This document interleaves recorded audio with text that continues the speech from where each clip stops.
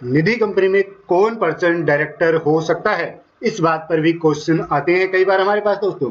कोई कहता है कि सर क्या निधि कंपनी में डायरेक्टरशिप के लिए मेरा सिविल स्कोर होना चाहिए, क्या मेरी कोई क्वालिफिकेशन स्पेसिफिक होनी चाहिए, फाइनेंस में एमबीए, सीएसीएस या फिर कोई एलएलबी वाली क्वालिफिकेशन होनी चाहिए, क्या सर मेरे पास कोई एक्सपीरियंस होना चाहिए।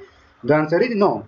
निधि के लिए आपको कोई भी इस तरीके का क्राइटेरिया फॉलो नहीं करना है, लेकिन अगर आप वही करेंगे NBFC non banking financial company के लिए जाएंगे तो आपको तीनों क्राइटेरिया फॉलो करने होते हैं, यानी आपको क्वालिफिकेशन वाला भी, एक्सपीरियंस वाला भी और सिविल स्कोर वाला क्राइटेरिया भी फॉलो करना होता है।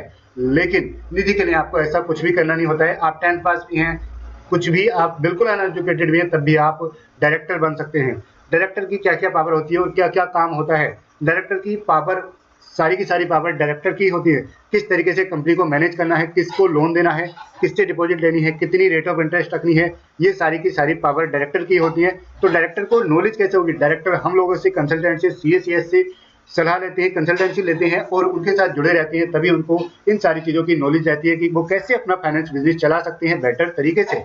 मैनेजमेंट किस तरीके से होगा, कौन कौन से पर्सन को हमें हायर करना है, अकाउंटेंट हायर करना है, क्लर्क लेवल का पर्सन हायर करना है, मैनेजर लेवल का करना है, तो वो किस तरीके से चीज़ों को मैनेज करना है, उस सारी जिम्मेदारियां भी डायरेक्टर की ही होती हैं। रेस्पॉन्सिबिलिटी सारी की सारी होती है कि अगर किसी पर्सन को हायर किया, वो भाग गया, उसने कोई फ्रॉड कर दिया, तो किसी भी चीज़ के रिगार्डिंग रेस्पॉन्सिबिलिटी, जिम्मेदारी भी डायरेक्टर की होती है। डे टू डे अगर हमारे कोई फंक्शन होते हैं, लाइट आ रही है, लाइट नहीं है, इंटरनेट कट गया या वो पैसे लेकर नहीं आया, लोकल फैसिलिटी है, उसको मैनेज करना है, वो जिम्मेदारी भी किसकी होती है, डायरेक्टर्स की ही होती है। कस्टमर रेस्पॉन्सिबिलिटी, जो भी हमारे कस्टमर बनेंगे, निधि के मेंबर बनेंगे, उनको सारी की सारी सर्विस सही तरीके से सही टाइम पर मिले, वो जिम्मेदारी भी किसकी होती है, डायरेक्टर्स की होती है। इतनी सारी जिम्मेदारी है, इतनी सारी पावर्स हैं, तो डायरेक्टर कौन पर्सन बन सकता है, यहाँ पर बात आती है। तो हम देखते हैं।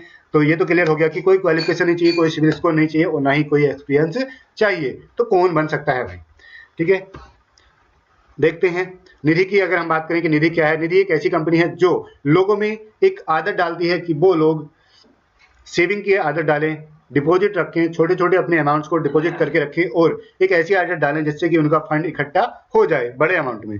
और निधि कंपनी क्या क्या काम कर सकती है, अगर हम उसकी बात करें तो निधि एफडी फिक्स डिपॉजिट ले सकती है, रेकरिंग डिपॉजिट ले सकती है और सेविंग अकाउंट डिपॉजिट ले सकती है। निधि कंपनी करंट अकाउंट ओपन कर सकती है, निधि कंपनी एटीएम तक दे सकती है और निधि कंपनी अपने मेंबर्स को लोन दे सकती है। लोन इसमें काफी तरह के हो सकते हैं, गोल्ड लोन हो सकता है, सिल्वर लोन हो सकता है या और किसी ज्वेलरी पे हो सकता है। निधि कंपनी लॉकर फैसिलिटी दे सकती है, जैसे आप बैंक में लॉकर है अपने डॉक्यूमेंट्स रखते हैं, वैसे ही निधि कंपनी भी रख सकती है। लोन इमूवेबल प्रॉपर्टी पर दे सकती है, यानी कि लैंड या प्रॉपर्टी बिल्डिंग है आपकी, उस पर लोन दे सकती है। और निधि कंपनी आपकी फिक्स डिपॉजिट रिसिप्ट पे, यानी किसी बैंक वगैरह के पास अपनी अपनी एफडी करा रखी है, उस पर भी लोन मिल सकता है। नेशनल सेविंग सर्टिफिकेट है, उस पर भी लोन मिल सकता है, या फिर कोई गवर्नमेंट सिक्योरिटी जन पर भी लोन मिल सकता है। अगर आपकी इंश्योरेंस पॉलिसीज है उस पर भी आपको लोन मिल सकता है। ओके, तो निधि कंपनी का जो डायरेक्टर है वो ये देखते हैं, any person who is not minor person of unsound mind and declared insolvent, यानी कोई भी पर्सन निधि कंपनी का डायरेक्टर बन सकता है। वो पर्सन माइनर नहीं होना चाहिए, यानी कि उसकी एज उम्र 18 साल से कम की ना हो, 18 साल या उससे ज़्यादा हो। अनसाउंड माइंड ना हो, यानी कि उसको पागल घोषित ना किया गया हो किसी भी सर्टिफाइड डॉक्टर या कोर्ट के द्वारा। उसको डिक्लेयर्ड इंसॉल्वेंट, यानी कि उसको दिवालिया घोषित ना किया गया हो किसी भी कोर्ट के द्वारा। ये याद रखना कि आप अपने आप से उसको दिवालिया या अनसाउंड माइंड नहीं मान सकते जब तक कि ऑथराइज पर्सन अनसाउंड माइंड के केस में, यानी पागल के केस में कोई डॉक्टर या कोर्ट ना हो, और दिवालिया के केस में, इंसॉल्वेंट के केस में जब तक कि कोर्ट ना हो, कम से कम डिस्ट्रिक्ट लेवल का कोर्ट ना हो। और the director shall be a member of Nidhi, यानी जो भी पर्सन डायरेक्टर बनेगा उसको मेंबर जरूर होना पड़ेगा, यानी उसको कम से कम 100 रुपए के शेयर निधि के जरूर लेने पड़ेंगे, मिनिमम 100 रुपए के, ठीक है। और उसके पास एक डेन होना चाहिए, डायरेक्टर आइडेंटिफिकेशन नंबर।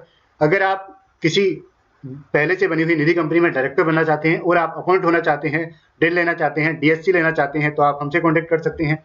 तो उनको एक डीएससी भी लेना होता है, डिजिटल सिग्नेचर सर्टिफिकेट, जो कि साइन करने के काम आता है। डायरेक्टर आइडेंटिफिकेशन नंबर होता है और he shall not have been disqualified from appointment, यानी वो पहले से किसी ऐसी कंपनी के डायरेक्टर ना हो जिसने 3 साल तक कोई भी एनुअल फाइलिंग वगैरह ना की हो, ठीक है। अगर आप भी किसी कंपनी में या निधि कंपनी में डायरेक्टर बन रहे हैं तो आपको ध्यान रखना है कि आपकी निधि कंपनी प्रॉपरली फाइलिंग कर रही है, एनुअल फाइलिंग कर रही है और ऑडिट रिपोर्ट ऑडिट करा रही है, हाफ ईयरली रिटर्न फाइल करा रही है, क्या क्या कंप्लायंसेस होते हैं निधि में, तो मेरी दूसरी वीडियो आप देख सकते हैं या फिर मुझे मेल कर सकते हैं या मुझे व्हाट्सएप कर सकते हैं। हम लोग बता देंगे कि क्या क्या कंप्लायंस हो रहे हैं और आपकी निधि कंपनी उन कंप्लायंसेस को पूरा कर रही है या फिर नहीं।